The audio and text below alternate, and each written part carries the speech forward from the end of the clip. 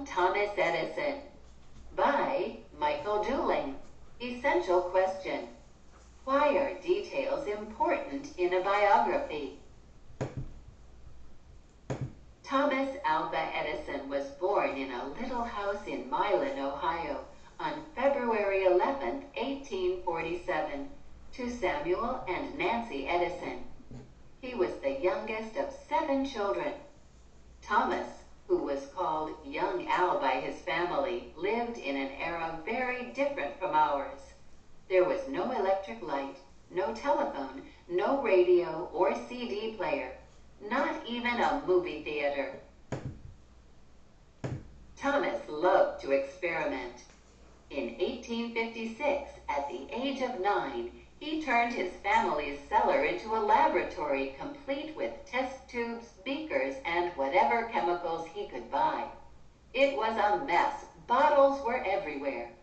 Young Al would mix one chemical after another, sometimes following the experiments in his chemistry book, sometimes not. A little of this and a little of that, he used to mumble. His mother always encouraged him to ask questions, and he did. What is this? Why does that happen? How does it happen? Stop and think. Main ideas and details. Identify the main idea and supporting details in the first paragraph on this page. A bout of scarlet fever left Al hard of hearing, which made school difficult. While Al asked many questions at home, he did not ask any at school. Instead, he spent his time there daydreaming about his next experiment. Al's mother, a former teacher, took him out of school after only 3 months. From then on, she taught him at home. Mrs. Edison made sure he received an excellent education. He read Shakespeare, the Bible, history, and much more. Over the next few years, he also studied the great inventors such as Galileo. At age 12, young Al decided to look for a job. He needed money to continue his experiments. So he went into business as a paperboy on the train that went from Port Huron, where the Edisons now lived, to Detroit, Michigan. Every morning from 7 a.m. to 10 a.m., Al sold newspapers. Then he spent all day at the Detroit Library, reading and dreaming about his next experiment.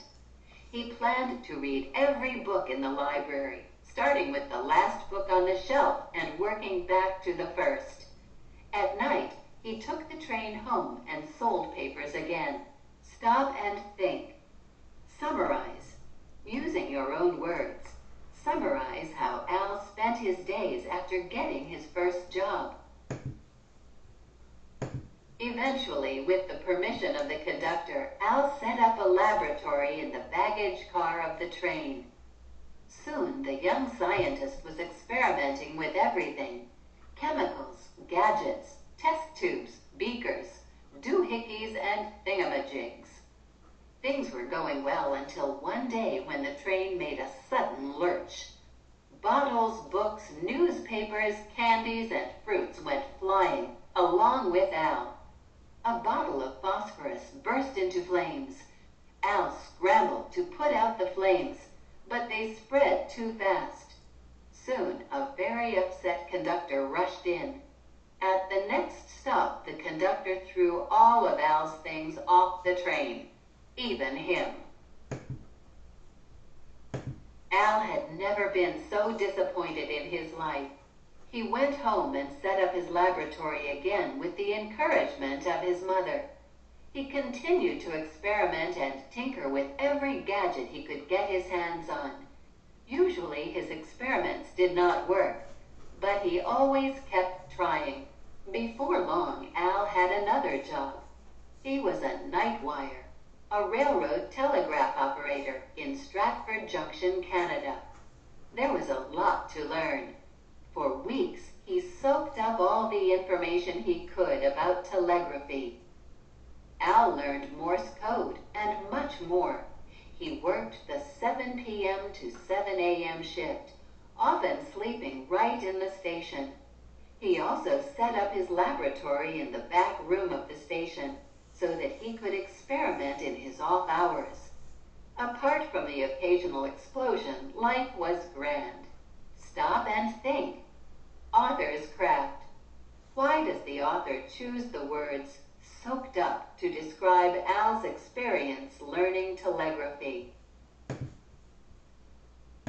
One of Al's duties as the operator was to send the signal 6 every hour on the hour to show the dispatcher at the next station that he was awake. But the long hours sometimes caught up with him and he would fall asleep, so the scientist in him had an idea. Soon Al had invented a device that hooked the telegraphy key to a clock. When the hour struck, the minute hand of the clock sent the message 6 for him.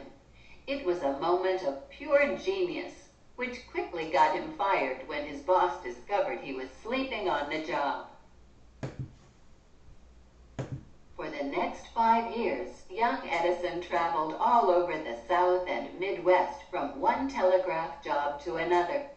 He continued to try to find ways to improve the telegraph. At age 21, he made his way to Boston, Massachusetts, and started using his first name, Thomas. He decided that he was going to be an inventor, and he set up his latest laboratory. He wanted to learn all he could about electrical forces. His first patented invention was the electrical vote recorder. Unfortunately, Congress did not like his invention, and he could not sell it. Over the years, Thomas's hearing had grown worse. By now, he was nearly deaf. This did not hamper his creative abilities, though. In fact, he thought it even helped him to concentrate because he was not distracted by noises. It created solitude where he could tune out the whole world and think. In 1869, Thomas moved to New York City and then later established his laboratory in Newark, New Jersey. And then bad news came from home. His mother had died. Thomas, at 24, was deeply saddened. For a long time, he could not even speak of her. He would miss her letters, her advice, and encouragement. He owed everything to his mother. In 1876, Thomas moved his laboratory to Menlo Park, New Jersey. He invented the carbon transmitter, which amplified the human voice, making the telephone and microphone possible. He also invented a machine that talked, a phonograph. Shortly thereafter, Thomas invented an electric light bulb. He also discovered the principle of sound waves, which made the radio possible. In 1887, he moved his laboratory to West Orange, New Jersey, developing the motion picture and much more. At one point, he had 250 people working for him and 45 inventions going. Such strange, incredible inventions were coming out of his laboratory that people started to call Thomas the Wizard. He would live to be 84 years old and patent 1,093 inventions. Thomas would always remember his mother's encouraging words to ask questions. What is this? Why does that happen? How does it happen? 1847 to 1931.